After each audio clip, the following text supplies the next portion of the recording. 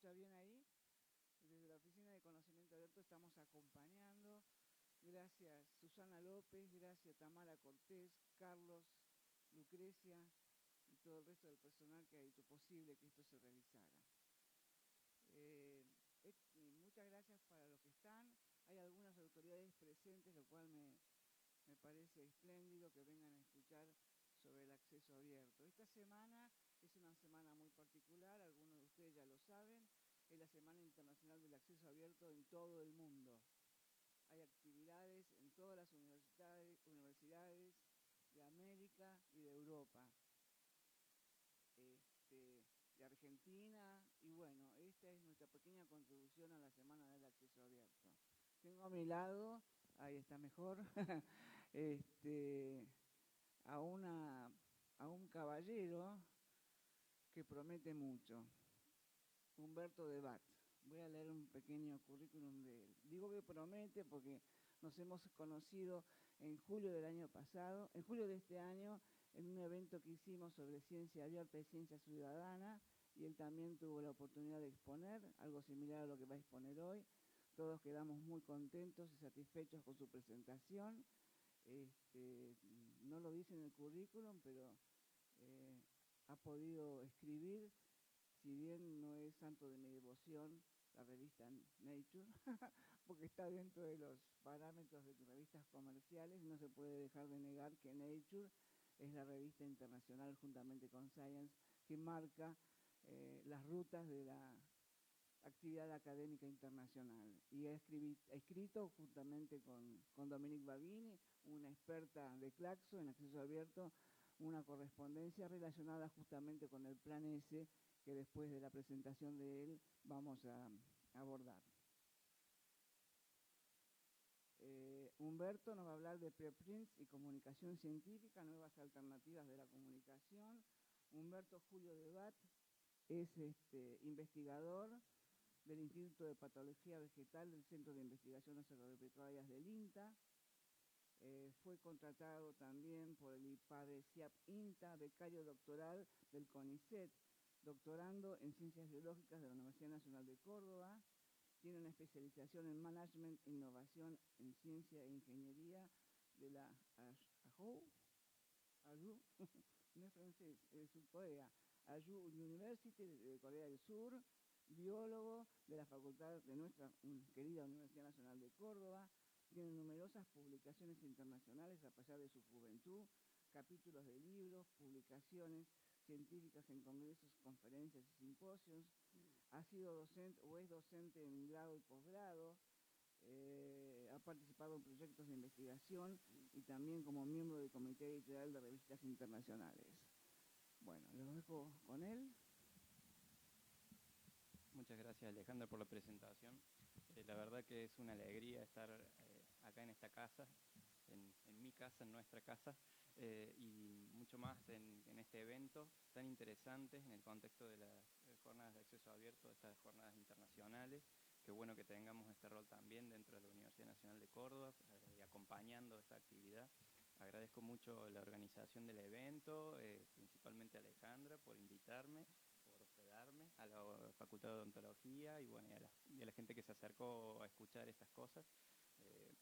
Les voy a hablar, como bien dijo Alejandra, un poco sobre preprint y que es una de las tantas vías de generación y difusión de trabajos científicos que está teniendo un cierto auge en esta época, y en el contexto de la discusión y el avance de los procesos de ciencia abierta tiene un rol más, y es interesante que nos familiaricemos un poco con estos conceptos dentro del circuito de las publicaciones académicas internacionales, a nivel internacional y a nivel local y regional también.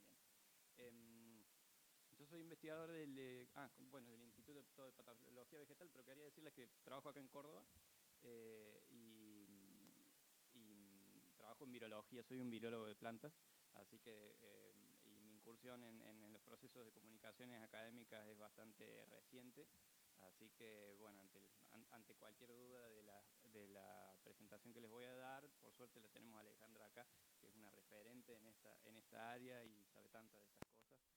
Y bueno, y como ella nombró también a la persona a la que le pregunto todo, que es Dominique Babini de Claxo en Buenos Aires, que cada vez que tengo alguna duda le pregunto a ella, así que en cualquier cosa les digo, yo no lo sé, pero se los puedo averiguar. Bueno, para empezar, ¿en qué se encuadran el tema de las preprints? Son trabajos de investigación completos que son compartidos online antes de la finalización de la revisión por pares en una revista académica. ¿Cómo es la forma tradicional del proceso de publicación académica? En el caso de que tenemos una audiencia diversa, así que les voy a contar un poco lo que pasa tras bambalinas, el proceso de publicación de un trabajo. Todo esto desde la perspectiva de un investigador. Por supuesto que desde la perspectiva de personas que trabajan en el proceso editorial puede ser otra, pero bueno, les voy a contar la experiencia típica que tenemos. Nosotros tenemos todo ese proceso en donde conseguimos fondos para investigación, tratamos de falsear hipótesis, generamos resultados, hacemos experimentos, los discutimos, tardamos mucho tiempo en hacer eso y llegado a cierto momento suponemos que es un buen momento para comunicarlo. Y entonces lo que hacemos es generar un manuscrito donde explicamos todos estos resultados.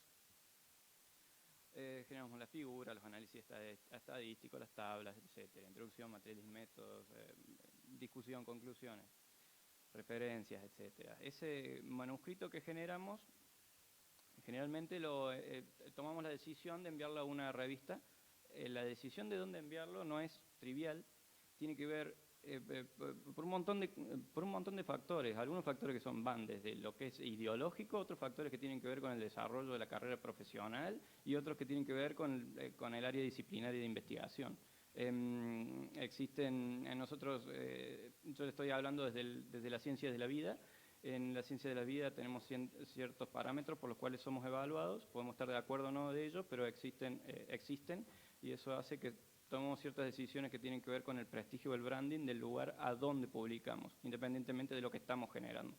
Esa distinción que estoy haciendo es algo crucial, porque estoy diferenciando mi trabajo de dónde va a estar destinado a publicarse, que son dos cosas totalmente distintas. Y la mayoría de las métricas que utilizamos en la ciencia de la vida, lamentablemente, tienen que ver con métricas indirectas, a donde evaluamos la calidad de un investigador por donde ha publicado sus trabajos. Bueno, entonces dentro de esa suerte de orquesta o toma de decisiones que tenemos que hacer, tratamos de buscar una revista bastante prestigiosa, al mismo tiempo tratamos de ser objetivos en analizar la calidad de nuestro trabajo y hacemos una asunción muchas veces poco objetiva para un científico de decir, creemos que este trabajo podría estar en esta revista. Bueno, la cosa es que con ese manuscrito que generamos lo enviamos.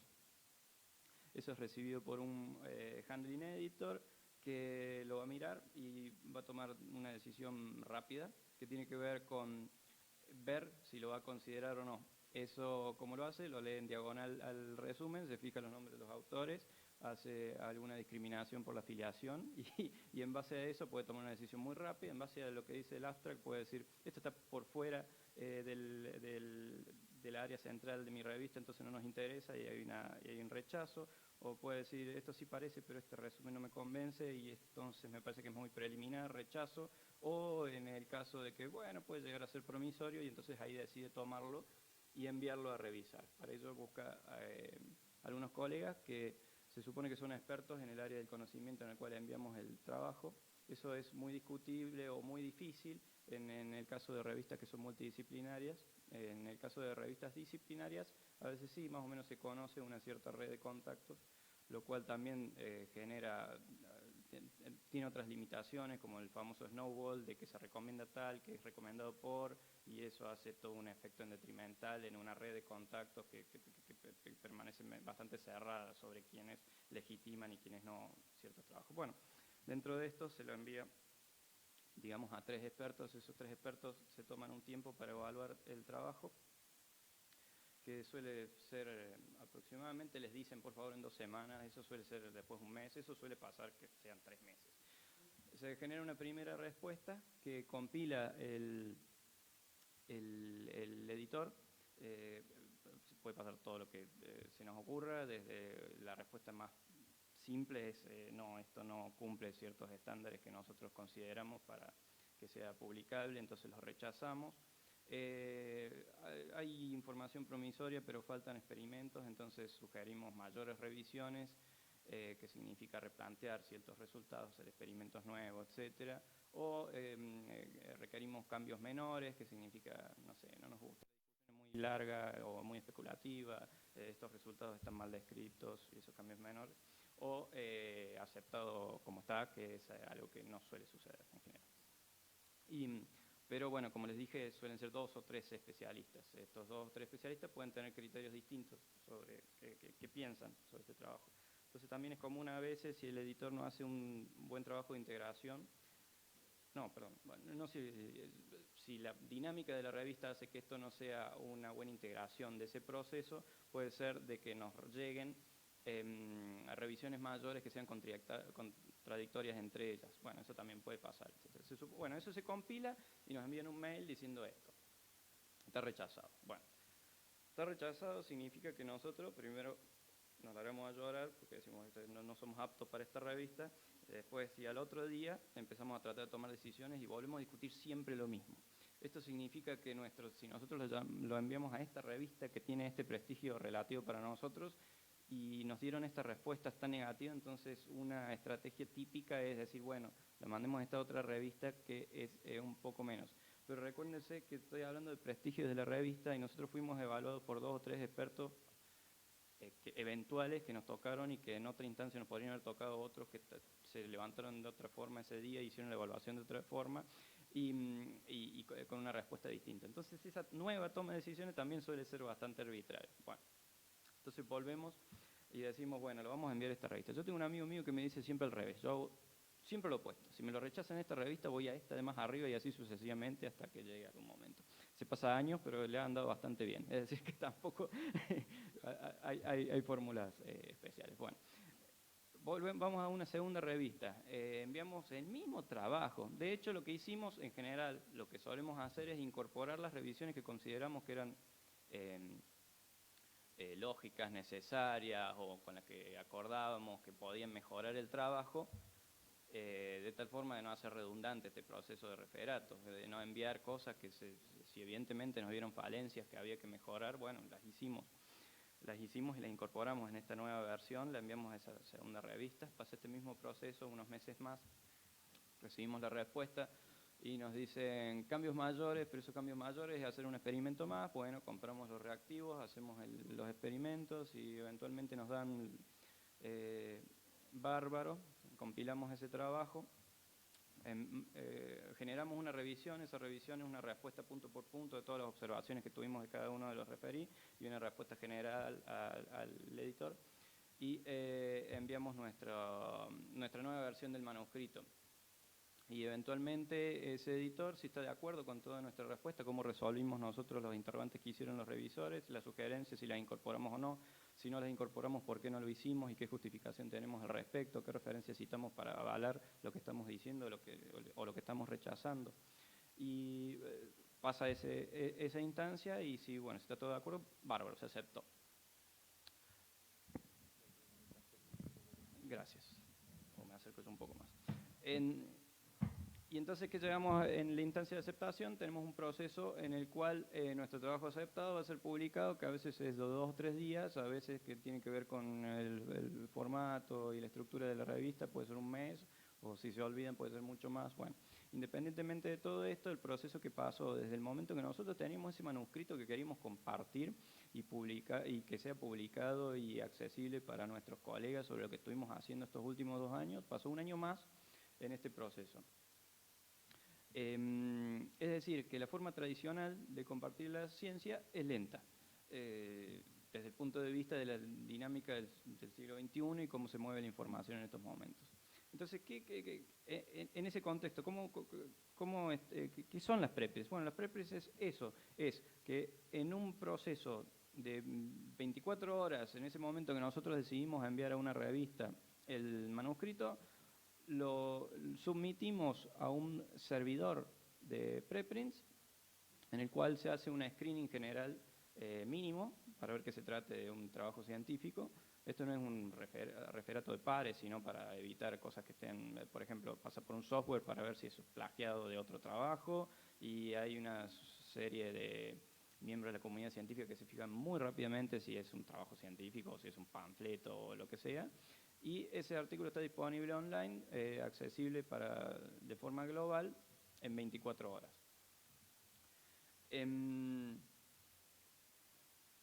Y eso permite un montón de cosas, pero vemos un poquitito la historia de las preprints. Como les decía, yo les estaba dando mi perspectiva de la ciencia de la vida, pero las preprints tienen un uso muy extendido en otras disciplinas.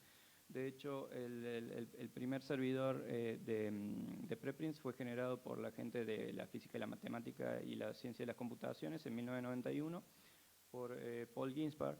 El servidor madre que utilizan se llama Archive, que está alojado en la librería de la Universidad de Cornell y que recibe aproximadamente 140.000 trabajos por año y que tiene un número total, por lo menos hasta ayer, de 1.607.000 trabajos publicados. A veces hay una distinción en el término que se utilizan, que es posteados en vez de publicados, pero bueno, eso es una discusión un poco más de terminología. Mi posición es que está publicado, es decir, que es de acceso público, si uno lo es, si esa es una forma de definirlo. Acá podemos ver a la izquierda cómo ha crecido, no sé si ven algo, pero bueno, hay un gráfico a la izquierda en el cual se ve el crecimiento de las submissions mensuales en Archive. Y a la derecha se ve, por ejemplo, la preprint que se depositó cuando se hizo este trabajo experimental en que se detectó por primera vez el bosón de Higgs, que bueno, fue depositado en Archive y después eventualmente fue publicado en una revista que se llama Physical Letters B.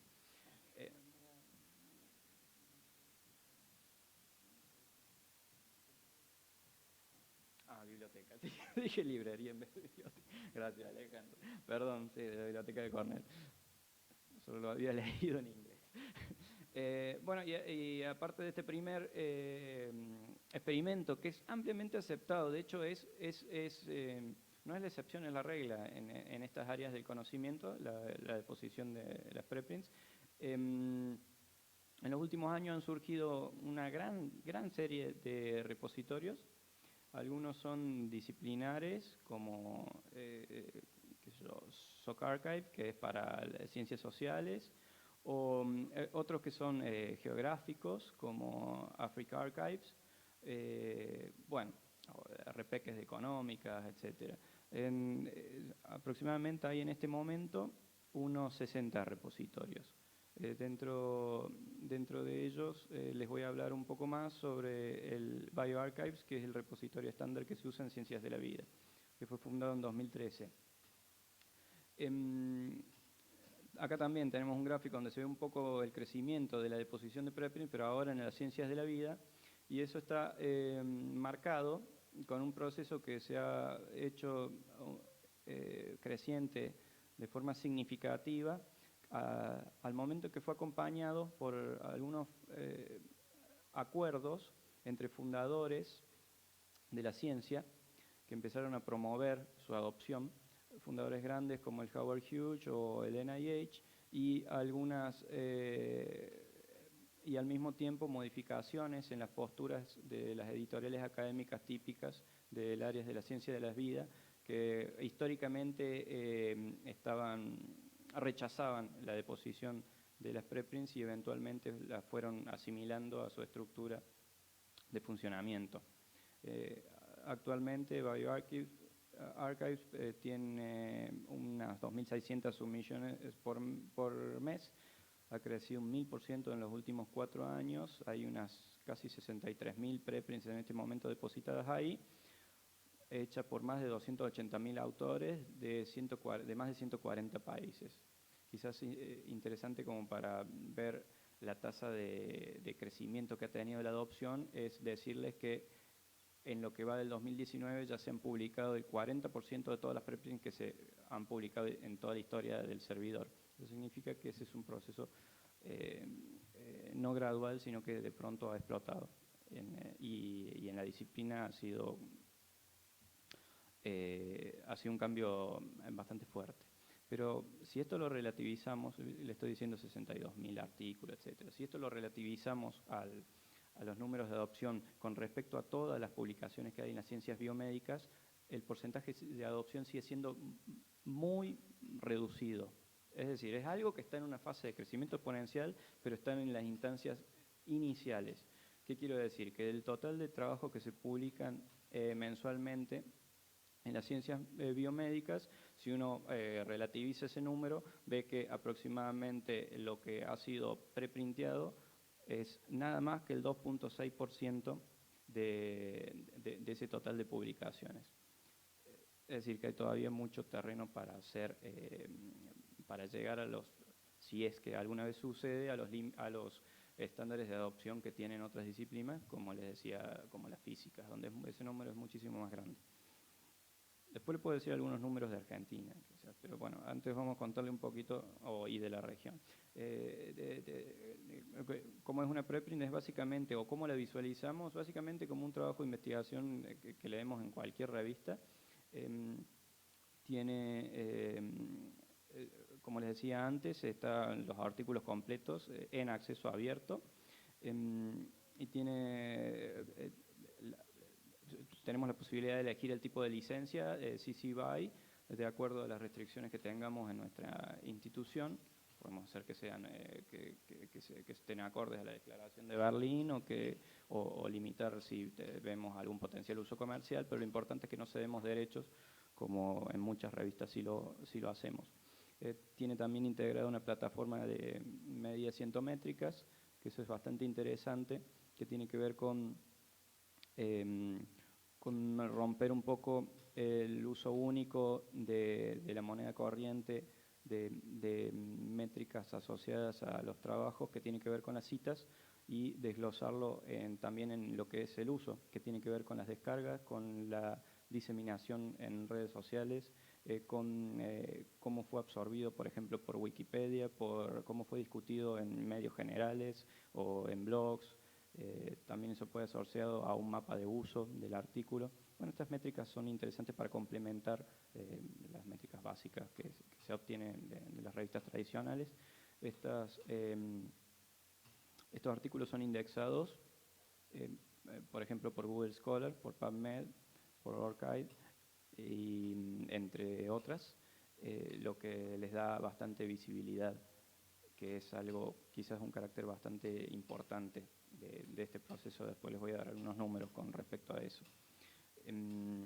Otras cosas que tienen es que tiene la posibilidad de linkearse automáticamente con si eventualmente esa preprint es publicada en una revista por referato, se linkean y pueden acumular citas en una y otra y luego integrarse, y va a estar disponible siempre como un registro histórico de la evolución de este proceso de investigación. También tienen otras cosas que tienen que ver con no hay límite de la cantidad de materiales suplementarios que uno quiera medir, que eso en general suele ser un tipo de restricción en algunas revistas, que tienen que ver algunos con estándares que a veces son arbitrarios, a veces no, o que devienen del ciclo histórico de publicación, en el cual, no sé, tenía que ver con los límites de impresión, etcétera, cosas como que, no sé, la discusión no tiene que ser tan larga, o corten los materiales métodos citando fuentes primarias. Hoy en día en el mundo digital quizás eso puede ser cambiado un poco. Bueno, como les decía antes, también el linkeo con las absorciones que haya de este trabajo por otros medios generales, como les decía, que estaba indexado también. Y lo del versionado es muy interesante, que tiene que ver con la posibilidad de actualizar nuestra deposición inicial las veces que queramos, de acuerdo al avance que haya tenido nuestro proceso de investigación. Ese es un carácter en donde en la típica industria editorial hay mucha reticencia a lo que es a la generación de cambios, y también define de una forma dos tipologías de cómo ver el proceso de investigación. El trabajo de investigación tradicional en una revista puede ser visto como algo que ha sido escrito en mármol y que ha llegado a esta versión final eterna e inmodificable, la finalización de este proceso de investigación. Por otro lado, el versionado le da esa característica de manuscrito viviente, que puede ser adaptable a los cambios que sucedan, pero desde diferentes instancias. El hecho de hacerlo público durante el proceso de revisión abre las puertas a la gran incorporación de información que actualice y mejore nuestro trabajo por vías comunitarias, públicas o privadas. De hecho, hay toda una serie de plataformas nuevas que se han generado que tienen que ver justamente con eso, con la evaluación comunitaria de estos trabajos que fueron depositados como preprints, que revisita un poco ese proceso tradicional que le estaba contando de referato por pares a puertas cerradas, que es el que hemos estado usando en los últimos tiempos. También quiero decir que ese versionado no implica que esa actualización reemplace un documento anterior, sino que existirá toda la historia de este trabajo, de ese manuscrito inicial y todas las versiones subsiguientes, donde podemos realizar una pequeña síntesis de qué es lo que hemos cambiado en ese proceso. Bueno, surgen algunas preocupaciones relacionadas a la publicación de preprints, muchas, justamente por este crecimiento tan abrupto, se generan muchos interrogantes. Algunos de esas preocupaciones tienen que ver con el miedo de que, por ejemplo, alguna persona lea un trabajo que está depositado en una preprint y lo imite, genere un trabajo similar a este, lo envíe a una revista tradicional y este salga publicado y que reclame prioridad. Bueno, esto es un tema que ya fue saldado, por ejemplo, en el área de físicas, donde acá hay una cuota de Paul Ginsburg para donde dice: no puede suceder ya que se aceptan las preprints en reclamos de prioridad por fecha cierta. ¿Qué significa esto? Las preprints tienen una fecha trazable, un identificador único digital ODOI y fecha cierta. Por lo tanto, cualquier aseveración que se realice en ese trabajo puede ser puesta en discusión para cualquier reclamo de prioridad. No sé si esto lo digo como anecdótico, pero en la biología a veces, a diferencia de en otras áreas, pero en muy pequeñas situaciones se puede generar grandes discusiones por reclamos que tienen que ver con propiedad intelectual, que pueden significar miles de dólares de un lado o del otro. Y en distintos procesos de interferencia judicial se ha llegado inclusive hasta rastrear los manuscritos de laboratorio de investigadores para ver la fecha en que habían hecho ciertos experimentos, para ver cuando en el proceso de propiedad intelectual tenía que ver con el proceso, no quién publicaba primero, sino quién lo hacía primero. Bueno, después hubo cambios en ese sistema, pero bueno, lo que quiero decir es que el texto escrito casi en cualquier instancia puede ser evidencia de prioridad. Bueno, en este caso las preprints eventualmente están cumpliendo también ese error, y eso también genera ciertas controversias con un fenómeno que, aunque no está documentado y estudiado a nivel estadístico, sí se comenta de forma anecdótica, que tiene que ver con lo de flag planting. ¿Qué significa eso? Es generar un trabajo que nosotros que tenemos la certeza de que es preliminar, simplemente para tener la novedad de cierto conocimiento. Por ejemplo, tal compuesto genera tal resultado. Y eventualmente, como les decía, con esto del versionado, ir mejorando este trabajo hasta llegar a un proceso en el que estemos mucho más convencidos de esto. Pero bueno, esa es una espada de doble filo, porque por supuesto que cualquier investigación preliminar luego puede estar llegando a conclusiones erróneas, y acá lo que estamos poniendo en juego tiene que ver con la reputación del investigador. Acá no hay una revista, acá hay un nombre, un apellido y una afiliación. Es decir, que la deposición de preprints, si bien nos da esa fantástica oportunidad de tomar la decisión de cuándo compartir con la comunidad de investigación nuestro trabajo, también nos pone en esa posición en la cual podemos poner en juego nuestra reputación de toda una carrera por comunicar de forma temprana y permanente resultados o erróneos o mal sostenidos, preliminares, etc. Bueno, otra de las preocupaciones que suele surgir tiene que ver con que esté en contra de las políticas editoriales de la revista, que, como les decía, hasta hace muy poco tiempo esto era era muy común. De hecho, hoy en día existen un montón de, o por lo menos nos ha pasado mucho, de revistas en las cuales están dentro de una editorial que ha tomado una postura de que acepta preprints y las personas que están en los comités de esas revistas aún no lo sabían y hemos tenido que como que cruzar correos para decirle, no, la postura de su editorial es esta, por favor, díganme si están de acuerdo. Y sí, es decir, que bueno, hay todo un proceso de aprendizaje sobre estas prácticas que devienen quizás eventualmente de forma histórica de esta regla de Ingelfinger, Franz Ingelfinger, que era un editor del New England Journal of Medicine, que esta regla postula que ninguna investigación debe o puede ser publicada 2 veces o duplicada. Si uno lo piensa, eventualmente esto es un poco lo que sucede. Si bien en el proceso de evaluación de pares, como se los había dicho, uno va generando nuevas versiones donde va actualizando nuestro manuscrito, si eventualmente nosotros cada vez que generamos una nueva versión, antes de enviarla a la revisión subsiguiente de pares, la submitimos como nueva versión al repositorio de preprints, eventualmente la última versión, es decir, la versión aceptada, va a estar de forma disponible pública en el servidor de preprints y va a ser simplemente con un par de logos y lo que cambie en la editorial final en la que esté publicado.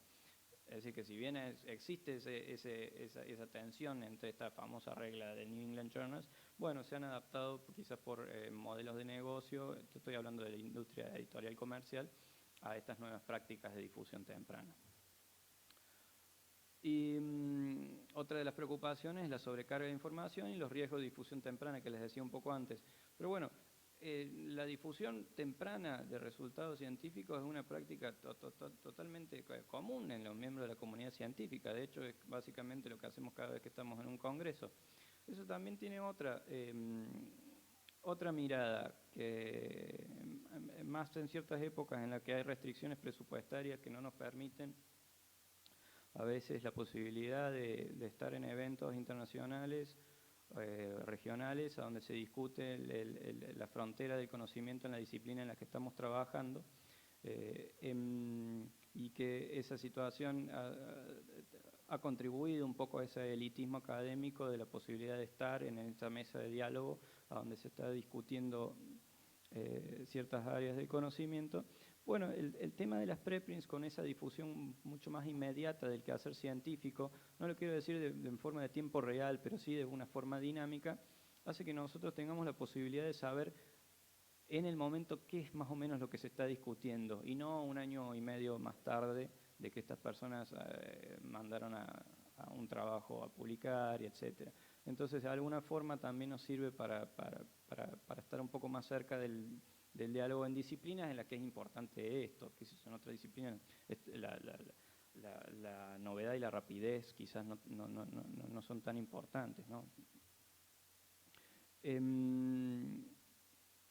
Bueno, como resumen de los beneficios, que creo que ya lo dije un poquito, los vuelvo a repetir algunos que tienen que ver, bueno, es importante, muy importante lo de acceso abierto y que son gratuitos, y que los servidores de preprints, salvo 2 o 3 excepciones, no tienen un formato comercial y son financiados por organismos no gubernamentales y son sin fines de lucro. Es decir, que no tienen una estructura de negocios, ni están monetizados, ni tienen intención de lucrar con, bueno, lo de las intenciones no sé, pero lo que digo es que no son servidores comerciales la mayoría. De hecho, este bioarchive que lo estoy diciendo no es comercial. Eso, y por otro lado, tanto la lectura como la publicación de manuscritos en estos servidores es gratuita. Es decir, que eso permite un acceso universal a esta producción y también a participar en el diálogo posteando nuestros trabajos de forma gratuita. Y quizás porque también es importante esto en un contexto de restricciones económicas, porque ciertos servidores como estos tienen una muy amplia visibilidad. ¿Qué significa esto? Se lo digo en números. bioarchive tiene 6 millones de visualizaciones y descargas mensuales. Y ese es un número muy alto. eso le da mucha visibilidad a un trabajo que es así. De hecho, es tanta la visibilidad que muchas veces nuestros trabajos, que de hecho nosotros lo podemos rastrear a eso, cuando son publicados en las revistas finales, han sido y serán visibilizados mucho más en el servidor de preprints que en su versión final. No solo por las cuestiones de acceso, porque esto también es en comparación con revistas de acceso abierto, pero sí porque justamente es una plataforma que está teniendo mucha visibilidad. Lo de las posibilidades de evaluación comunitaria es súper interesante, que tiene que ver también con un poco con lo del acceso abierto y con lo de la ciencia abierta. Se están generando plataformas a donde este proceso de referato es transparente de distintas formas. Algunas que tienen que ver con una transparencia total, es decir, los revisores están identificados con nombre, apellido de afiliación, sus referatos son accesibles a la población, las respuestas de los investigadores a ese proceso de referato también están y el proceso en sí es todo permanente. Después existen otras versiones que son un poco más restringidas, que tienen que ver con la posibilidad de que los referís no digan su afiliación y sí se publiquen el referato. Pero es muy importante que esté ese proceso de referato de forma pública. Esa es una práctica que muchas revistas tradicionales también están empezando a incluir en sus prácticas, que tiene que ver con una visión un poco más real de este proceso perfectible de mejorar el quehacer científico. Cuando uno ve una historia y ve también las limitaciones que fueron identificadas por los revisores, eso ayuda mucho. Este tipo de plataformas están muy buenas. Y por supuesto lo de la colaborativo y comunitario le da un plus al N, al número de personas que van a evaluar este trabajo eventualmente, que puede ser muchísimo más que en las vías tradicionales. Por ejemplo, existe una plataforma que se llama Pre-Review, a donde justamente se agrupan y pueden ser grupos de 18 personas que antes, como hacíamos esos famosos Journal Club, bueno, hoy están los Preprint Club que se juntan a leer un trabajo y evaluarlo y generan todo un documento de referato que es transmitido de forma pública en estas plataformas. Es decir, que 18 ojos en vez de 2 han evaluado ese trabajo. Y esto todo de forma pública, ¿no? No sé cómo con esta información. Bueno, porque yo después me distraigo. Bueno, por supuesto que estas plataformas también, aparte de esas, como que serían overlays, que usan como input a las preprints y tercerizan en otros sitios esta evaluación, estos procesos de evaluación, también en los mismos servidores de preprint existe la posibilidad de hacer comentarios directamente a los autores y de hecho la tasa de respuesta a esos comentarios suele ser muy alta, porque claro, bueno, te están hablando de forma pública sobre tu trabajo. Y independientemente de eso, y esto lo digo como experiencia personal, hay mucha comunicación que sucede por correo electrónico durante este proceso, justamente por eso, de que hay veces que hay gente que es menos, que no le parece que es la mejor vía hacerlo de forma transparente, ciertas revisiones o comentarios, y de hecho hemos tenido la posibilidad de mejorar mucho de nuestro trabajo gracias a este tipo de comunicaciones. ¿Podrías comentar un poco la experiencia que han tenido vos y la MINIT respecto a poner ese preprint, el tema de, Bueno. digamos, esta experiencia colaborativa? Parece que ustedes tuvieron Sí. opiniones. Es cierto. Acá me dice Alejandra algo. Nosotros, bueno, aparte de dentro de la ciencia de las vidas, como le dije, también he estado empezando a estudiar un poco los procesos de comunicación científica, y dentro de ellos, alguna publicación que hicimos una con Dominique Babini acerca de Plan S, y la depositamos en un servidor de preprints, en que es distinto, no es bioRxiv, porque de hecho no, por lo de disciplinar que le estaba diciendo antes. Y sí, no solo que recibimos un montón de consultas, propuestas, comentarios o ediciones, sino que inclusive recibimos una invitación de un referato público, de una investigadora que se ofreció a hacerlo y que está de hecho haciéndolo y que nosotros lo hemos aceptado y que va a ser publicado como comentario a esta preprint y que nosotros vamos a tener la instancia de responder a lo que ya resulta. Es decir, algo que la verdad que es fantástico porque, bueno, nos ayuda a todos, ¿no? Les decía que también mucho de esto, una es la perspectiva del investigador que dice, esto me parece interesante, lo quiero adoptar, pero quizás mucho más importante también es la postura que toman los financiadores de investigación o las instituciones que fomentan o mandan su uso. Hay algunas como la Chan Zuckerberg Initiative, que a cualquier persona que sea financiada por esa organización tiene la obligación de depositar preprints al enviar sus trabajos.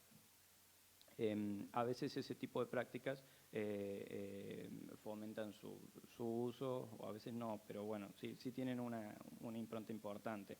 A nivel local no hay una postura institucional ni académica, y se está discutiendo todavía en el sector de ciencia y técnica, y muy prematuramente en los sistemas de evaluación, porque bueno, también es difícil evaluar o utilizarlas para evaluar a los investigadores como un indicador de productividad o no. Sin embargo, también esto tiene que ver, como justamente que les criticaba un poco antes sobre esa evaluación indirecta del investigador por donde publica. Quizás un beneficio, vamos a decirlo, de las preprints es que tenemos la posibilidad de tratar de hacer una evaluación de un trabajo de investigación sin las orejeras de a dónde está, y tratar de hacer foco en la calidad de la investigación per se. Y eso está en concierto con algunas iniciativas internacionales que están tratando de modificar los sistemas de evaluaciones que estamos usando. Una de ellas es una declaración que se hizo hace varios años, ya en el 2012 en San Francisco, que se llama DORA, The Declaration of Research Assessment. Y en esa declaración, que está orientada no solo a investigadores, sino también a las personas que están como representantes institucionales, y también los que están en los comités evaluadores, ya sea para selección, promoción de investigadores, como así también, inclusive las indicaciones también están pensadas para las revistas. Y bueno, la esencia de esta declaración es justamente de tratar de modificar la utilización de estas métricas, que ya sabemos que tienen una gran cantidad de problemas, como son el factor de impacto o los rankings con el decimago, o inclusive el índice H, que también puede ser muy mal usado, y también las plataformas que utilizamos, de dónde recabamos esta información. Esos tres índices están desarrollados por empresas que eventualmente surgen de una compañía mayor, que tenemos a Clarivate y a Elsevier, que son dueños de una editorial comercial que es la más importante del planeta Tierra, que ha llegado a publicar el 50% de la producción mundial en ciertas áreas del conocimiento, es decir, que tiene un rol dominante en la industria. Y por supuesto que estos indicadores pueden tener ciertos bias que favorezcan justamente las revistas que están dentro de su propia editorial, y bueno, eso también ha sido discutido.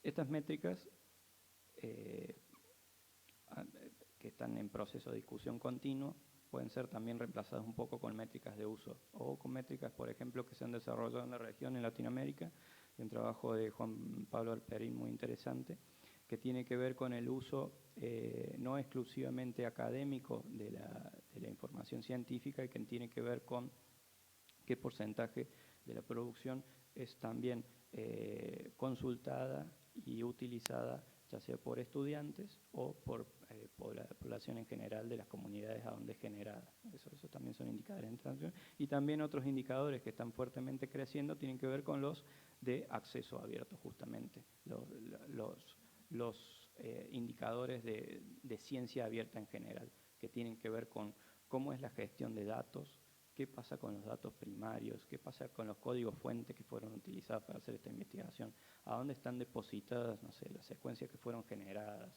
Hay una forma de hacer un rastreo del proceso, hay una forma de repetir este trabajo utilizando esos mismos datos primarios, a dónde están, qué análisis hicieron. Bueno, todo eso también es una forma de analizar de forma cualitativa. Ya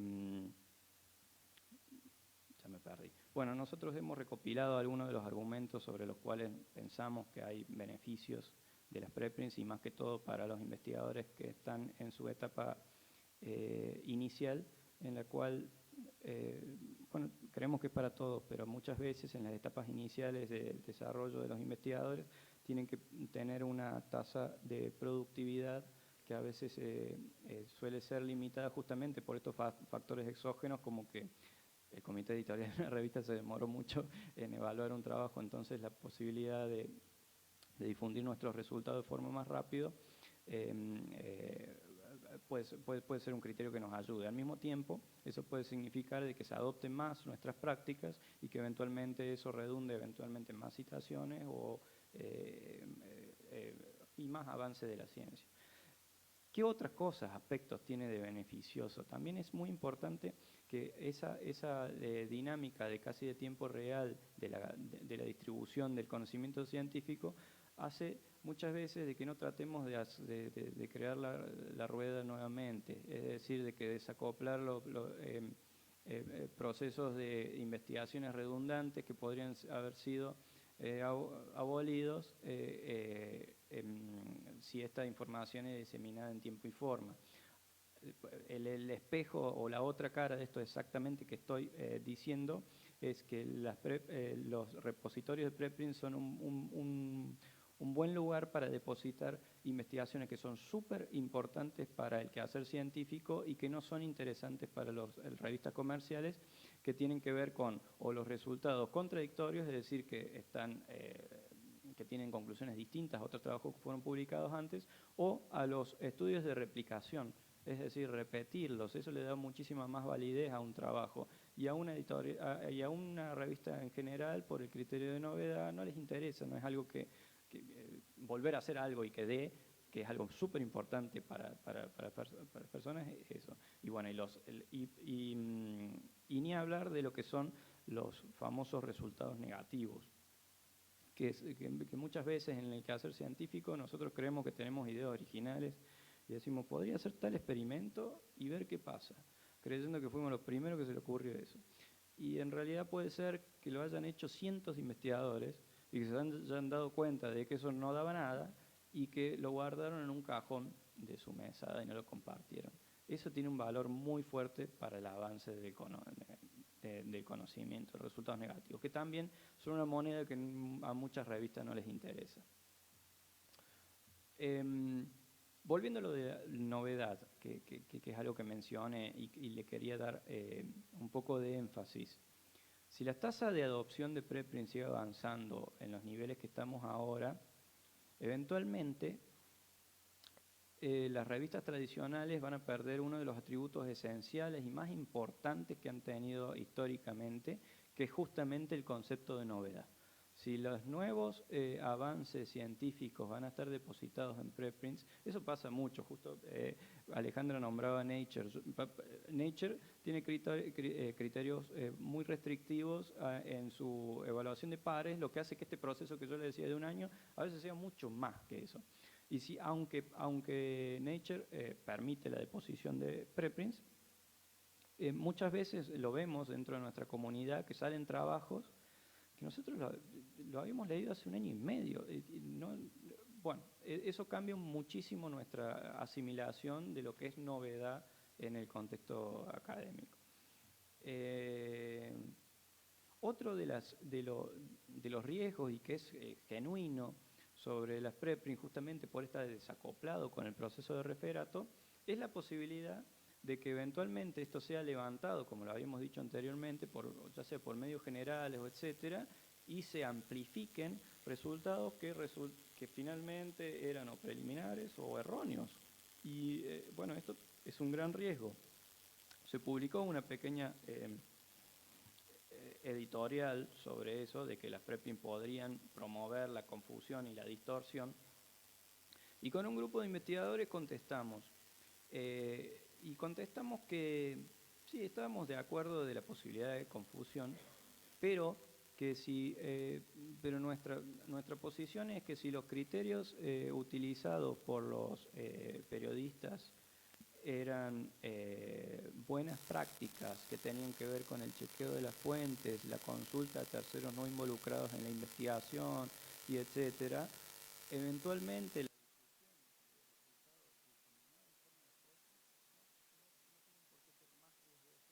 los que han sido eventualmente validados por el referato de pares. Bueno, quizás y nosotros en esa correspondencia también, para amplificar nuestros argumentos, citamos a una preprint que habíamos depositado donde hablábamos un poco más de esto. ¿Qué significa eso? Que inclusive las revistas más tradicionales o prestigiosas aceptan la citación de preprints, es decir, que las reconocen como parte del registro académico internacional. Y bueno, solo para mencionar, les quería contar que han salido 3 trabajos nuevos que enfatizan un poco más algunos de esos beneficios que nosotros los pensábamos como anecdóticos o aparentes, con datos más fuertes y estadísticos, y uno de ellos es justamente que dice que de liberar una preprint está asociado con mayor atención y citaciones a los artículos que luego sean referados. Y eso puede aumentar 51% en estos registros sintométricos nuevos que le estaba diciendo, que son de Altmetric, y 37% más situaciones comparados con los que no fueron depositadas. Esto es un estudio que se hizo con un número bastante grande de artículos y un seguimiento que pone en números algo que nosotros lo estábamos viendo, pero no sabíamos si era un efecto de cuello de botella o de alguna impresión de nuestra, y parece que es así. Y otro trabajo que es más o menos lo mismo, justamente, que es una replicación del otro, con otra dataset. Y luego otra de las preocupaciones tiene que ver de que un poco lo que hablamos antes, que también viene lo de preliminar, de que sean de menor calidad lo que está depositado en una preprint originalmente que eventualmente está publicado en una revista. Y bueno, también hicieron ese trabajo hace poco y vieron una pequeña diferencia a nivel... utilizaron un estándar fantástico, justamente un poco lo que les hablaba antes, es de la disponibilidad de toda la información para hacer replicable ese estudio, es uno de los indicadores de calidad más interesantes que hay en mi perspectiva hoy en día, de algo que sea replicable desde el punto cero, con los mismos datos primarios puestos en un servidor permanente, cómo fueron los análisis, qué resultados se llevó, qué test se utilizaron para analizarlo, qué conclusiones se sacaron, cuáles son las limitaciones, que todo eso sea repetible. Bueno, vieron un poquito menos de baja, pero dentro de los... ese menos no es estadísticamente significativo, o sea que tampoco se sostiene el argumento de que algo que sea una preprint va a ser de menor calidad que algo que pasó por referato. Te meto en un lío si te pregunto la diferencia entre ambas figuras. Este está en un preprint de Biored y el otro en PubMed. ¿Y la diferencia de figuras, tenés idea por qué? Bueno, la figura que estamos viendo son los datasets agregados y tenemos a la izquierda en rojo artículos que fueron reportados, que fueron seleccionados al azar, que fueron depositados en preprints y a los cuales le hicieron todo este análisis de calidad, y a la derecha los de PubMed. Y bueno, como se ve, la agrupación de estos puntos en los datos de la derecha están un poquito por encima, la media es la barra negra, esa que está ahí en el medio, es decir, que es levemente de mayor calidad porque el eje de la I es la calidad, o un score de calidad integrativo que integra todos estos distintos aspectos de lo que los autores consideran calidad y que le da una diferencia que es no significativa estadísticamente con respecto uno con el otro. bueno, con respecto a esto, hay un investigador de Stanford que hizo un cálculo que, bueno, yo no sé hasta qué punto es sostenible, pero bueno, hay un video de su presentación, si alguien la quiere consultar, que dice que una estimación aproximada, todo esto en el contexto de la deposición de preprints y teniendo en cuenta los tiempos que le estábamos hablando un poco antes sobre el proceso, sobre esa ventana de tiempo donde no es accesible esta investigación. Dice que una estimación aproximada es que el ahorro de tiempo agregado podría hacer que el ritmo del descubrimiento científico sea 5 veces más rápido en 10 años, si hay una adopción del 100% de la práctica de deposición de preprints. Y en base a esto, dos de los cofundadores de bioRxiv y Michael Eisen, que es un investigador de UC Berkeley, que entre ellos fue uno de los miembros fundadores de PLOS, proponen como un plan que le llaman Plan U, que dice que su lema sería acceso universal a la investigación científica biomédica por mandato de deposición de preprints. Y que tiene que el nombre se lo ponen justamente un poco en el contexto de lo que les va a hablar un poco Alejandra sobre Plan S, a donde lo que tratan de hacer los autores es diferenciar la discusión del acceso abierto con la de diseminación de la información científica. Después lo podemos discutir un poco más. Y antes que empiece Alejandra, quería hablar un poquito sobre acceso, que no he hablado casi nada, o cómo llegamos a la discusión que vamos a tener un poco ahora sobre el acceso a la literatura científica, o cómo es el paisaje actual de la literatura científica mundial, a donde sigue habiendo un muy alto porcentaje de los resultados de investigación que están detrás de muros de pago y son inaccesibles para la sociedad en general. ¿A dónde nos apoyamos quizás o qué posición tomamos? Digo tomamos, pero me refiero como personal, esto no es una posición institucional. En la Declaración Universal de los Derechos Humanos, donde su artículo 27 habla que tenemos un derecho a participar del progreso científico y a tener acceso a las producciones científicas.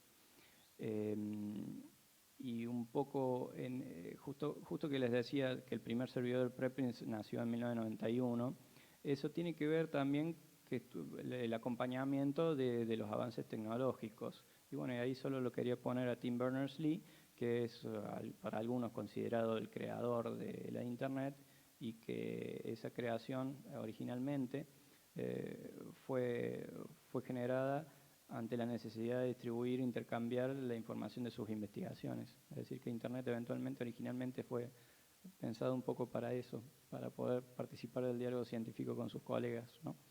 Y ¿qué ha pasado en los últimos años? Principalmente en la segunda mitad del siglo XX. Ha habido un avance muy, muy sostenido de la comercialización de la difusión del conocimiento científico por editoriales que han crecido y tienen un rol dominante en la industria, y esas posiciones dominantes le dan muchísima posibilidad de negociación, y un poco como que una visión es que nos han secuestrado, por así decirlo, nuestro conocimiento y lo han convertido en una moneda de comercialización en vez de este derecho universal y humano que le estaba nombrando antes. Entonces, el status quo actual de la comunicación científica internacional hoy en día es el pagar por leer, que abarca el 75% más o menos de la producción mundial del conocimiento, en revistas en las que tenemos que pagar por artículo o por suscribirnos a esas revistas. Hay una interesante película de acceso abierto que se llama Paywall the Movie, donde describe un poco de esto. Ahí hay 5 de las editoriales más importantes que son Elsevier, Wiley, Springer Nature, Taylor Francis y Sage, que agrupan más o menos el 60% de la producción mundial de conocimiento. Y en la tabla de la izquierda, esto tomado un trabajo de Axel Holcomb, se ve los índices de rentabilidad que tienen estas industrias, que están basados en trabajo no remunerado de personas, que son investigadores que, porque, no sé si se los dije, pero bueno, la mayoría de la audiencia ya lo sabe, las personas que revisan los trabajos para otros son otros investigadores que lo hacen ad honorem y que eventualmente después las revistas comercializan esto. Tengan en cuenta que estuve todo el tiempo hablando del circuito comercial de revistas. Y bueno, y ahí vemos los índices de rentabilidad de estas editoriales. Por ejemplo, tenemos que BMW, su rentabilidad es del 12%, Apple, una de las más eficientes del mundo, 35%, y Elsevier tiene un 36% y Wiley un 40%. Y con su conjunto manejan un flujo de unos 10.000 millones de dólares anuales. ¿Qué ha pasado en este contexto de inaccesibilidad del conocimiento por este tipo de modelos de negocios de estas editoriales comerciales? Han surgido alternativas que son consideradas ilegales, como Sci-Hub, que, bueno, justo en la imagen de la derecha que dice, ¿quién está bajando artículos científicos pirateados? Todo el mundo. Ese es un trabajo que se publicó de investigación en Science, donde vieron los IP de acceso a Sci-Hub y lo relativizaron con el número de descargas y vieron que en todo el planeta se usa esa plataforma para acceder a los trabajos finales liberados, independientemente de la posibilidad de acceso que tengan por sus bibliotecas, etcétera. De hecho, nosotros hemos... ¿Por qué quiero hacer un poco de énfasis sobre Sci-Hub? Porque Sci-Hub genera una limitante a la industria editorial basada en suscripción, porque les hace perder valor intrínseco a lo que están vendiendo. Tan simple como eso. El sistema por suscripción se maneja en una economía imperfecta, donde los bienes son insustituibles. ¿Eso qué significa? Que si un trabajo está publicado en tal revista, por esa Inhimfelger, que siempre me sale mal el apellido, que rule que hemos visto, no pueden ser duplicados, es decir, publicados en otra venue. Que resulta eso en que yo no puedo reemplazar tal revista por otra porque lo que está ahí es único. Y eso que hace que puedan poner el precio que realmente quieran para acceder a ese conocimiento. Ese mercado imperfecto, en simultáneo con que los presupuestos de adquisición de revistas han sido siempre muy altos y tienen una tendencia de crecimiento muy alto,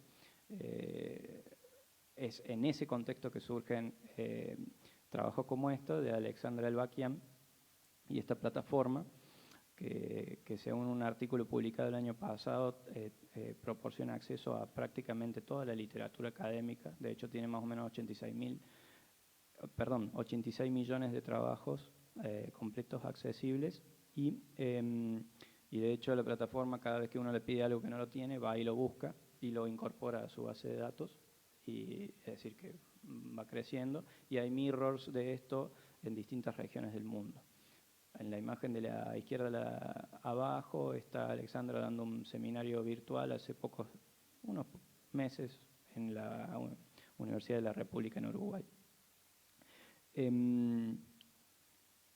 Bueno, entonces, ¿eso qué significa a esta disyuntiva del artículo científico como un derecho o como una mercancía y el conocimiento y eventualmente el conocimiento como bien común? Acá hay una declaración de Claxo sobre el acceso abierto al conocimiento gestionado como un bien público, una declaración del 2015, que en su principio número 6 dice respaldar y promocionar a nivel internacional el acceso al conocimiento como un derecho y su gestión como un bien común por parte de la comunidad científica y académica. Eso es también un poco importante la discusión de que hemos perdido control de este diálogo de las publicaciones académicas cuando incursiona y empieza a tomar esa posición dominante la industria comercial. Y a la izquierda hay una imagen que seguramente no ven nada, pero presentamos la semana pasada en un congreso un trabajo porque estaba habiendo una transformación en los acuerdos, justamente, porque estas industrias se están dando cuenta que lo que está vendiendo vale cada vez menos porque la gente tiene otras rutas para acceder a ese conocimiento. No solo las que son consideradas ilegales como Sci-Hub, sino existen algunas plataformas que son muy buenas para rastrear versiones aceptadas que están incluidas en los repositorios institucionales internacionales. Hay una que se llama Unpaywall, que busca versiones que sean accesibles sin pago en una serie de repositorios, etcétera. Eso está haciendo de que la industria editorial esté haciendo una transformación de su modelo de negocios, del modelo de pago por suscripción al pago por publicación. Y lo están vendiendo en este momento, actualmente, como si fuera un caso de éxito, porque ahora, aparte de pagar, vas a conseguir el acuerdo de publicar tu artículo y acceder. Entonces le llaman Publish and Read Agreements, o acuerdos PAR. Estos acuerdos que se han firmado, algunos por grupos de financiadores bastante grandes en Europa en los últimos tiempos, han llegado a fee por artículo estándar, contratos de 13.000 o de 18.000 artículos, de 2.750 euros por artículo para publicar. Esto, bueno, en ese gráfico que publicamos ahí a la izquierda, en este congreso, lo que pusimos era a qué era equivalente esos 2.750 euros en salarios mínimos vital y móvil de la región mensuales, con respecto a países europeos que muchas veces son a donde están los headquarters de estas editoriales, que por ejemplo en Alemania en 1.8 meses de un minimum wage se puede pagar un artículo y no sé, por dar un ejemplo, en Nicaragua son 2.7 años de trabajo. Y entonces eso habla no solo de lo poco realistas que son estos nuevos acuerdos que se están sucediendo, sino que son, a mi parecer, no son éticos. Y mucho menos nosotros estando en una región en la cual el quehacer científico está financiado entre un 80 y el 85% por fondos públicos que vienen de pago de impuestos. Entonces, utilizar esos fondos para el pago de cosas, de lo que le llaman Article Processing Charges o APCs, nos parece anéticos. Y con esto termino mi presentación.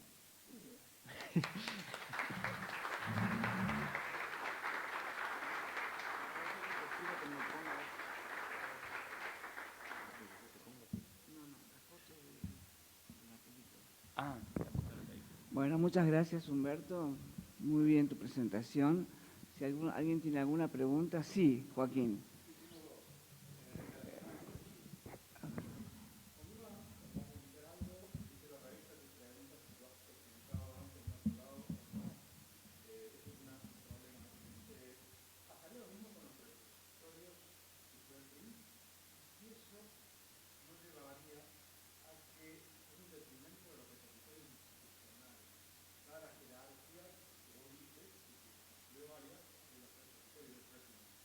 Es muy buena la pregunta. La primera, hay una forma, la práctica que están tomando todas las editoriales en este momento es que simplemente en la cover letter vos indiques que tu trabajo ha sido depositado en una preprint. Y eso no es considerado publicación anterior. Es un precedente, ya está. Por supuesto, yo en la presentación puse, hay 2 sitios web, uno es Sherpa Romeo y después hay una lista a donde hay una lista de revistas y qué opinan sobre la deposición de preprints o no, que es fácilmente consultable y por supuesto también mandándole un correo electrónico al editor en jefe, pero el criterio que se está tomando actualmente es no. Y la otra es muy buena. Yo creo que hay dos formas de verlo. Primero es, y con objetivos distintos. Primero una es la visibilización de tu contenido a nivel internacional para participar en la discusión y el rol pero esta pregunta es más para Alejandra que para mí, pero para mí un rol esencial de los repositorios institucionales y del Sistema Nacional de Repositorios Institucionales es la posibilidad de saber, entender y discutir qué es lo que estamos haciendo a nivel regional. De hecho, por eso la consulta dentro de esto, no creo que una vaya en detrimento de otro, sino que los objetivos de esa consulta tienen que ver con dos objetivos distintos. Me parece muy, pero súper útil los repositorios para hacer todo lo que tiene que ver con las estadísticas, la generación de propuestas, los planes, la perspectiva científica, qué estamos haciendo más, qué estamos haciendo menos, en porque está agrupada nuestra producción nacional. Y el otro tiene que ver simplemente con la diseminación del circuito internacional, que muchas veces ni siquiera es nuestro objetivo. Por ejemplo, yo que soy del INTA, tenemos desacoplados el proceso de la publicación, por así decir, internacional en inglés, y la generación de conocimiento que va directamente, ya sea al sector productivo al que nosotros que le generamos el conocimiento, o a la sociedad en general, no sé, con nuestros manuales de huerta urbana, o no sé, o con cómo utilizar drones, qué sé yo. Hay toda una gran acumulación de conocimiento que publicamos en español y que tiene que ver con un contacto directo con la población foco de nuestros estudios. Y otra es participar de la discusión de la frontera de conocimiento en ciertos aspectos disciplinares, etcétera. Creo que los roles son, pero puedo estar totalmente equivocado. Sí, que eventualmente puede afectar la doble disposición, las métricas utilizables, las métricas de acceso. Y en ese sentido también se ha discutido de la forma de tratar de que en ambos lugares se puedan incluir las métricas de los otros lugares de acceso. No sé si estoy diciendo claro, simplemente que cuando vos entres al repositorio puedas ver las alt metrics de ese ítem también depositado en otros lugares. Pero no sé si vos querés decir algo. No, respecto de eso. ¿Alguna otra pregunta? Yo quisiera hacer un comentario que está muy asociado a estos $39 que ustedes ven acá.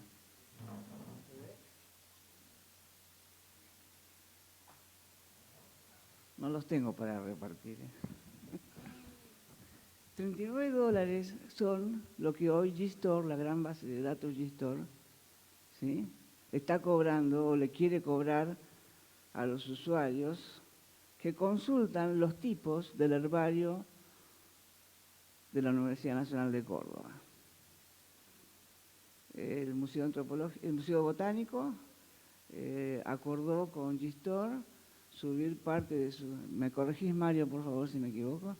Si querés venir acá adelante y contalo vos. Bueno, el herbario tiene 5.000 imágenes de tipos de plantas, una riqueza invalorable, y acordó con GStore subir parte de estas plantas, y en un momento dijo, bueno, hasta acá llegó mi amor.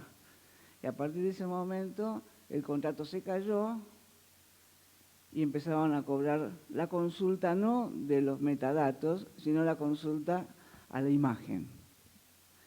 Entonces, con mucho orgullo digo en estos momentos que la Oficina de Conocimiento Abierto empezó a trabajar en manos de Alexis Febre, que es nuestro informático, y de Mario Pizzi, que estamos subiendo en estos momentos. Hemos acordado con los investigadores del INVIR.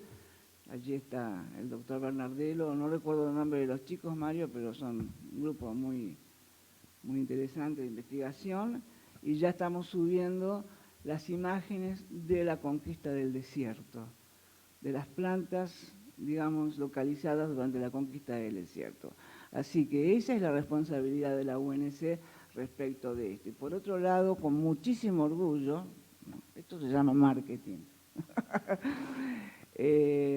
voy a conocer a la audiencia que la Universidad Nacional de Córdoba es la primera institución dentro del Sistema Nacional de Repositorios Digitales, que depende del Gobierno Nacional y al cual estamos adheridos, que hemos subido el primer dataset de datos primarios de Diego Balseiro, la semana pasada.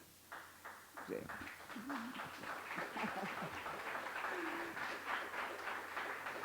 Un gran primer paso para esto, me encuentro con Joaquín Navarro, recién en la entrada, y ya lo sabía. Así que es un dato importante, vamos a ver si vamos sumando a más institutos del CONICET y investigadores de la UNC para la suba de datos primarios. Y cerrando esta parte, yo diría, tengo un paper muy nuevito, El futuro del acceso abierto, un análisis a gran escala que proyectan publicaciones de lectores en acceso abierto. Hay unos datos de tal Piwowar, el apellido del autor. Dice, el 31% de los artículos en revistas están disponibles en acceso abierto, el 52% de artículos, el 52% de las visitas de artículos son en acceso abierto. Esto en 2019. Y una proyección para 2025 dice que el 44%, yo creo que se quedan cortos ahí, ¿no? El 44% de todos los artículos de revistas estarán disponibles en acceso abierto y el 70% de las visitas de artículos serán incluidos en Open Access. Sí.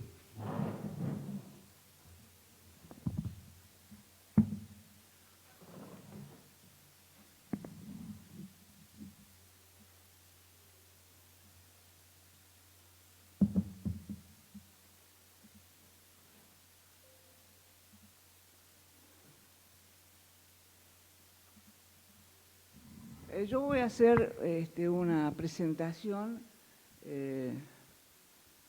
un estado de situación respecto a la coalición S. Voy a mostrar que tiene sus grandes, digamos, es una decisión buena, pero que ha sido de alguna forma cuestionada y tratando de ser mejorada por la opinión mundial. Sobre todo, por eso dice ahí en el spot, la tensión entre América toda, América incluye los tres, sur, norte y el medio, y Europa, que hoy parece ser que está un poco mejor que hace un año atrás, que justamente fue cuando la coalición mostró qué es lo que pensaba hacer. El lema de la coalición con el cual todos coincidimos es hacer realidad el acceso abierto, completo e inmediato hoy. Nadie puede oponerse a esto. El tema son los enfoques. La coalición S a partir del año 2021, eso ya fue modificado porque antes decía 2020, todas las publicaciones académicas sobre los resultados de investigaciones financiadas por subvenciones públicas o privadas proporcionadas por consejos de investigación, organismos de financiación nacionales, regionales e internacionales, deben publicarse en revistas de acceso abierto, en plataformas de acceso abierto o ponerse a disposición de inmediato, a través de repositorios de acceso abierto, sin embargo, lo cual, esto es para Europa, esta coalición es un conjunto de instituciones financiadoras, que ahora vamos a ver rápidamente, que es coincidente con la ley 26.899. No, digamos, no hay coalición, justamente, entre la ley nuestra y esta posición o este nuevo emprendimiento, digamos, europeo. Porque la ley nuestra dice que todos los papers que están financiados con recursos públicos deben ponerse a los 6 meses de informe inmediato en los repositorios, a los 5 años con los datos primarios de investigación. De hecho, eso es lo que se hace acá en la universidad, atendiendo, por supuesto, en el caso de las revistas, atendiendo las prácticas editoriales o los embargos de las revistas.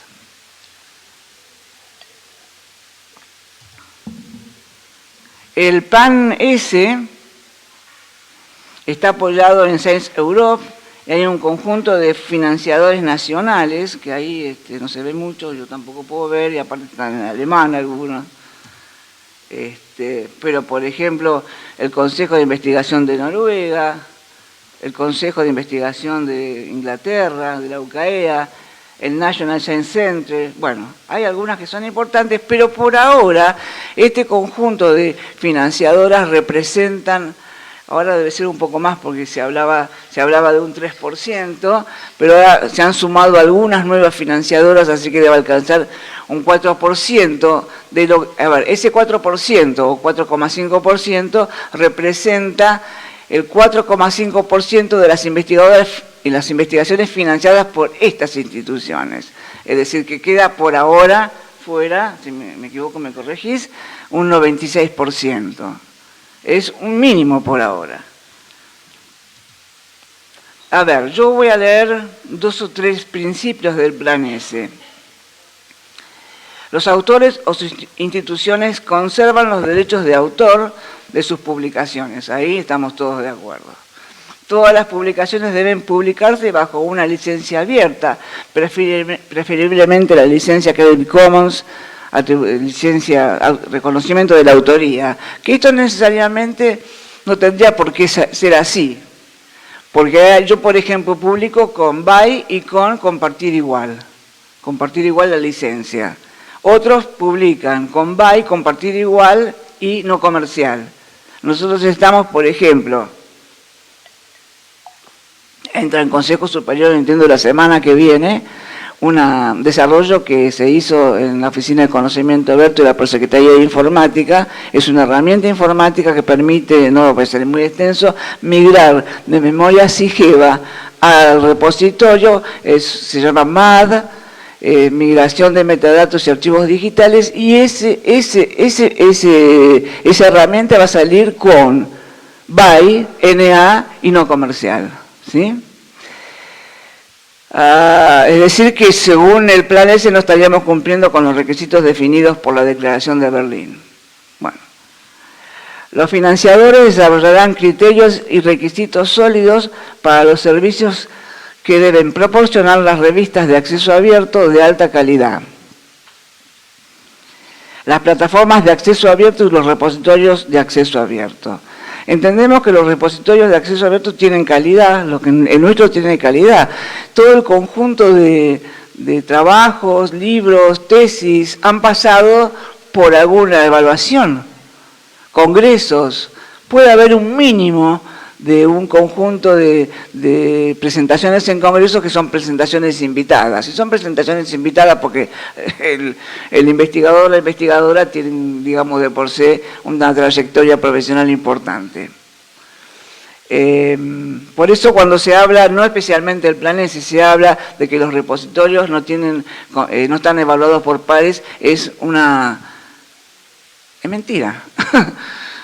Cualquiera de nosotros sabe que una tesis tiene un conjunto de pares académicos o de docentes que están evaluando a ese alumno, que todos los papers en general han pasado por niveles de referato. Entonces, los repositorios tienen calidad, el nuestro tiene calidad. Las revistas ya es un tema un poco más difícil, ¿sí? Nosotros de las 77 revistas que tenemos, solo 14 están dentro del núcleo básico del CAICIT. Sin embargo, esto no quiere decir que no tengan calidad el resto. Hay revistas de una gran trayectoria, como por ejemplo, no es que yo haya estado en la Facultad de Ciencias Económicas, pero mi corazón está ahí de alguna forma, y esa revista, la revista de Economía y Estadística, tiene 70 años, juntamente con la revista de la Facultad de Ciencias Exactas o la revista de la Facultad de Ciencias Médicas, son las revistas históricas de la universidad. Y uno conoce y sabe cómo se mueven el editor en jefe de estas revistas. En los casos que todavía, esto está fuera, digamos, del Plan S, lo que estoy diciendo es que algunas revistas en acceso abierto no necesariamente son, que hay que mejorar. Nosotros estamos, por ejemplo, planificando para el año que viene, juntarnos o, digamos, elaborar un proyecto con la Universidad Nacional de Mar del Plata. Ahí está el doctor Gustavo Liberatore. Yo estuve el viernes en Mar del Plata, e intentamos trabajar en forma conjunta con el doctor Liberatore y con los editores de la universidad o parte de ellos para elaborar las políticas de las publicaciones en acceso abierto de la UNC. Eso lo que va a atender es al mejoramiento de las revistas en sí.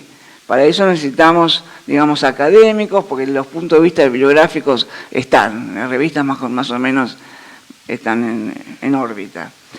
¿Qué dice más el Plan S? En los casos en que todavía no existen revistas o plataformas de acceso abierto de alta calidad, los financiadores proporcionarán de manera coordinada incentivos para establecerlos y apoyarlos cuando sea apropiado. También se proporcionará soporte para infraestructuras de acceso abierto cuando sea necesario. El punto, digamos, que ha producido en la región una cierta inquietud respecto del Plan S es justamente que ellos proponen, digamos, pagar por publicar, ¿sí?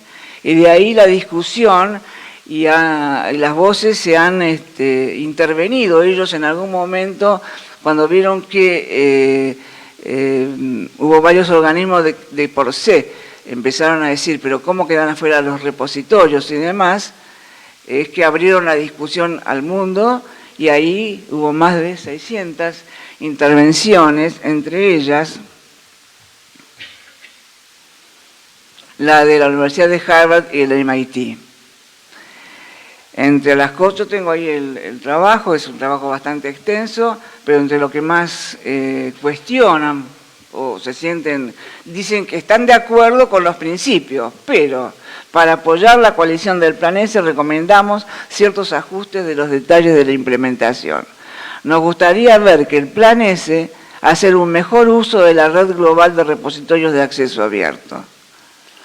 No se olviden que Estados Unidos es uno de los países que más ha propiciado la creación de repositorios. Nos gustaría ver, dice Harvard y el MIT, que el Plan S refuerce y amplíe en lugar de descuidar o impedir involuntariamente el poder de los repositorios de acceso abierto para democratizar el acceso a la ciencia y la erudición. Bien. Digamos que por más que sea una transparencia sesgada esta, ¿sí? Porque estoy diciendo, Harvard dice, el MIT dice, creo que uno se alerta, ¿no? Pero por otro lado voy a poner, esto es Estados Unidos, opiniones de Estados Unidos, y esto es una opinión de Amelica. Amelica es una organización que ha surgido casi paralelamente con el Plan S, 2 meses al mismo tiempo. Sí, y también ellos dicen que tienen el mismo objetivo, 2 estrategias distintas para lograr el acceso abierto.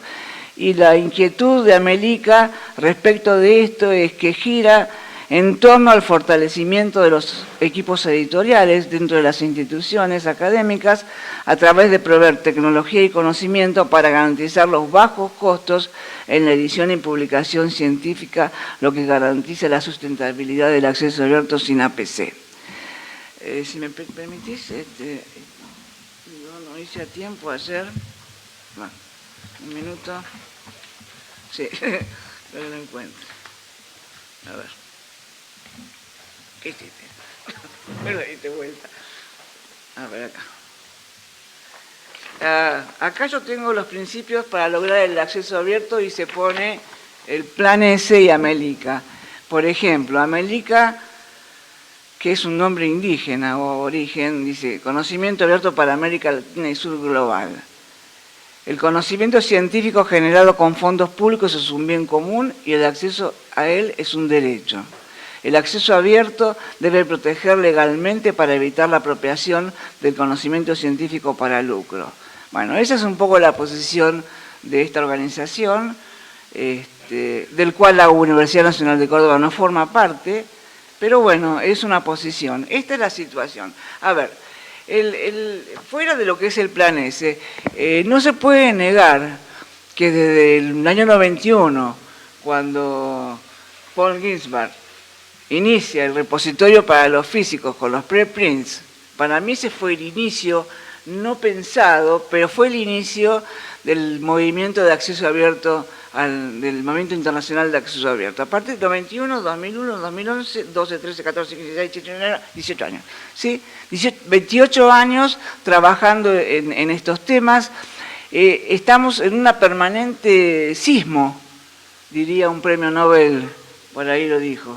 Yo hablo de terremoto. Estamos en un permanente terremoto donde A dice B, el plan U, el plan S, el plan A. No sé qué plan va a venir ahora, pero el punto es que la comunicación científica está cambiando. Cambia porque los investigadores y las investigadoras tienen una conciencia social y una responsabilidad social diferente.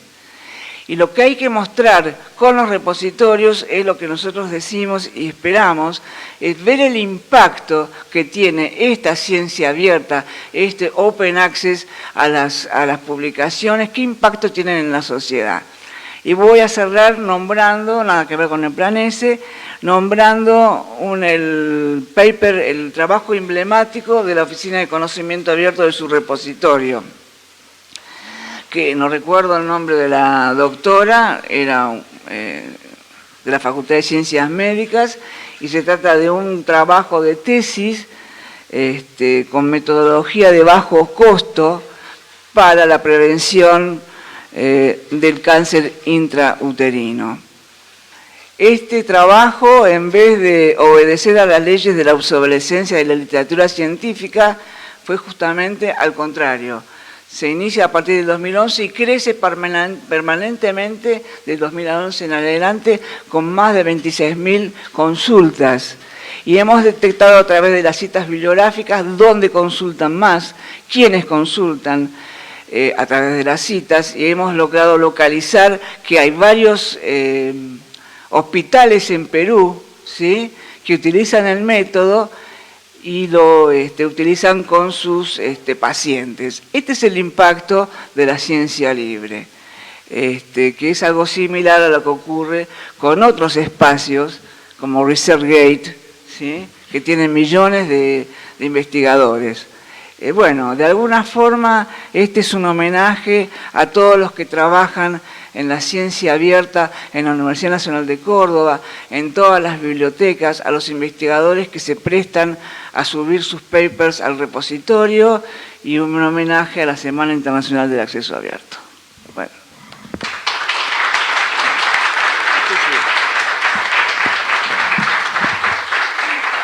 No sé si quieren, la idea del tema del plan S era si querían hacer algún comentario sobre esto, si lo conocían, o quieren armar, digamos, debatir, o lo que deseen.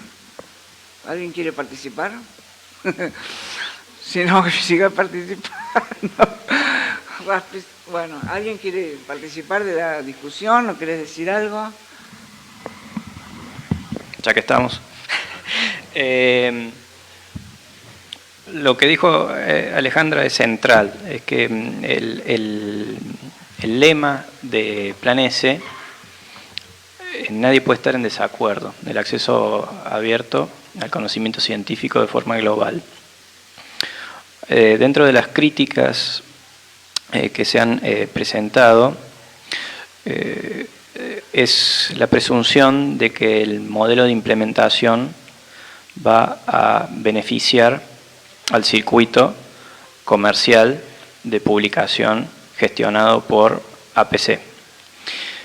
Esa es una preocupación. No es un hecho porque esto todavía no ha entrado en vigencia, pero sí tenemos algunas evidencias que han surgido en este último tiempo, que es dentro de las guías de implementación que nombró Alejandra, hay una es que Plan S no son compliant, es decir, que no son aceptables las revistas híbridas. ¿Qué son las revistas híbridas? Aquellas que cobran servicios de suscripción y también dan la posibilidad de publicar en acceso abierto pagando un Gold Open Access, que es justamente por una PC.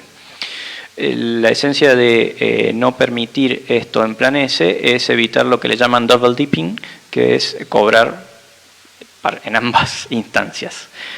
Y también el objetivo es razonable, pero ¿cómo están tratando de implementar esto?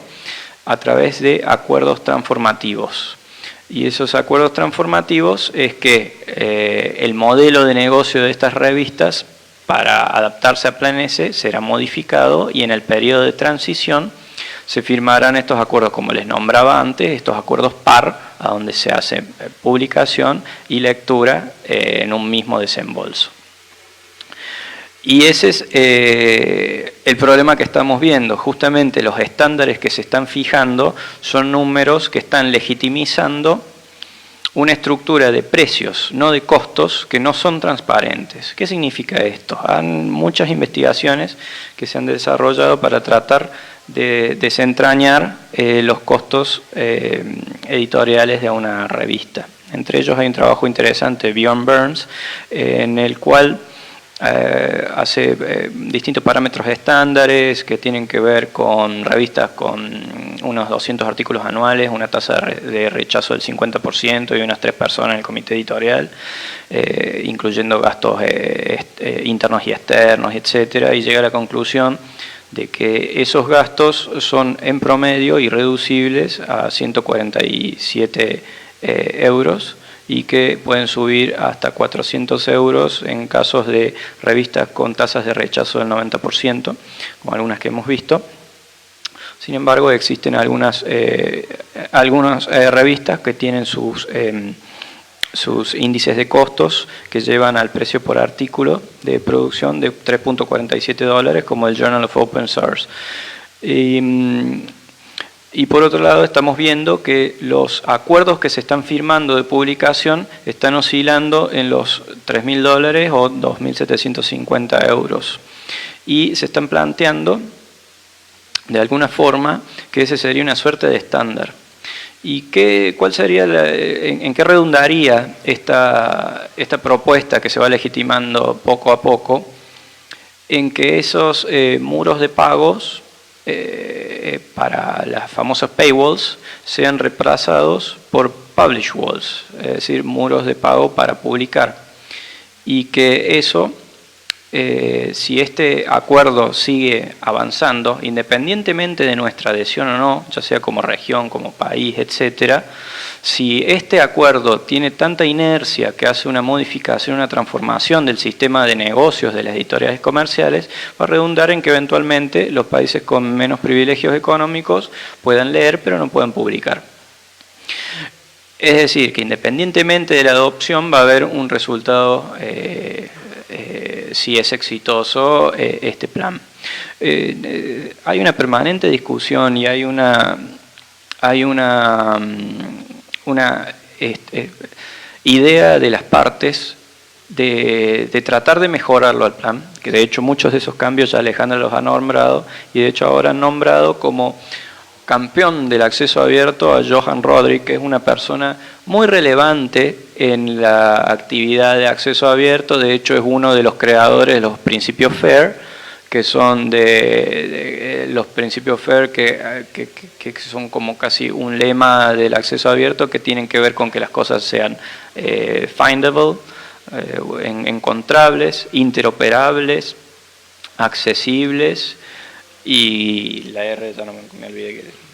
Y la R no sé de qué es, pero digamos, es una persona, es un activista del acceso abierto. Entonces nuestra visión es que han puesto una paloma y un halcón a negociar estos cambios que pueden ser mejorables, y tenemos la visión de que eventualmente se pueda mejorar el acuerdo y que se privilegie con financiación, ya sea la generación de estructura, de infraestructura local para los repositorios, y que se privilegien también con fondos las iniciativas que sean públicas y no comerciales.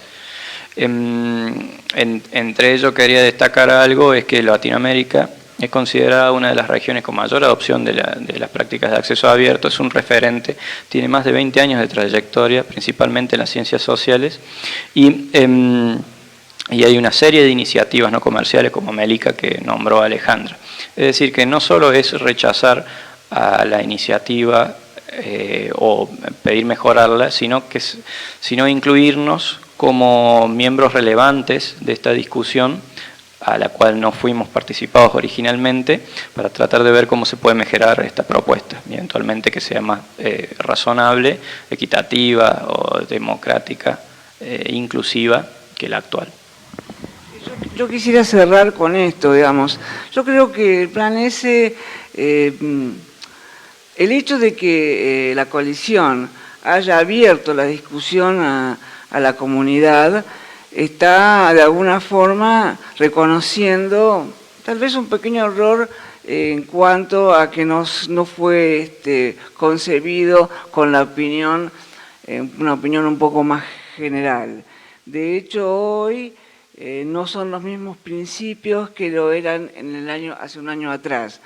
Y es bastante significativo, por eso uno tiene la esperanza de que se vaya acomodando esta coalición con respecto a lo que estamos en tema, que COAR y Coalición S ahora, digamos, COAR, que es la Confederación de Repositorios de Acceso Abierto, de los cuales la ONC forma parte, si está adherida a la Confederación, ahora ellos se adhieren al plan S, es decir, que han tenido que reconocer que los repositorios son una parte importante del mundo de la ciencia abierta. Entonces, bueno, uno está expectante mirando a ver qué es lo que pasa con estas decisiones. A ver, yo puse acá parte de la noticia. Los repositorios dicen, ¿no? Ellos ahora ofrecen una opción de bajo costo y alto valor para proporcionar acceso abierto y también son un mecanismo para introducir innovación en la comunicación académica, actuando como vehículos para desarrollar nuevos modelos de difusión y proporcionar acceso a una amplia gama de contenido académico. Lo que podría entenderse también que los repositorios de preprints entrarían dentro de esto, ¿sí? No sé, ¿los de preprints están en COAR? No lo sé por COAR, pero Plan S con respecto a los preprints dice que no son el foco de su análisis porque el foco de su análisis son los artículos revisados por pares, pero de todos modos dentro de su guía de implementación considera y promueve el uso y deposición de preprints. No como reemplazo, sino que los promueve. Es decir, que es medio. Y también he hablado con algunos fundadores de servidores de preprints y me dicen que hay algunos requisitos técnicos que no se cumplen. Y también hay un problema con el tema de las licencias, que justo vos bien hablabas, que para Plan S deben ser Berlin Compliant, y Berlin Compliant no acepta ni no comercial ni no derivativo. Y en las preprints uno determina esa licencia y por eso de hecho uno puede depositar preprints que no sean compliant con la declaración de Berlín, etc. Bueno, de todos modos, como diría Freud, la palabra es mágica, así que yo creo que, digamos, discutiendo, debatiendo, participando, haciéndolo un poco más general, la coalición S está abriendo caminos que antes no lo tenía. Bueno, esto es lo que trajimos para esta semana. Gracias.